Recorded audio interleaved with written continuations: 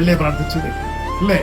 ആ മകന്റെ കയ്യും പിടിച്ചൊരു മഹാലക്ഷ്മി വരുന്നതിനെ വേണ്ടിയിട്ടാണ് ഈ പ്രാർത്ഥന ചെയ്തു.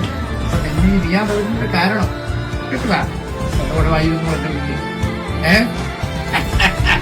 ഒരു കരയാനേ അറിയും. എന്നാ നീ ഇപ്പൊ ചെയ്യുന്നത് എനിക്ക് പറ്റും പോലെ ചെയ്യും. ഇപ്പൊ ഞാൻ എത്ര കാലമായി മാംഗല്യം കഴിഞ്ഞിട്ട് ഇവരെ ചെറിയ കാലയളവ് അല്ലേ? വേറെ രണ്ടെന്ന കാലയായിരുന്നു അല്ലേ? എന്റെ സ്ഥാനം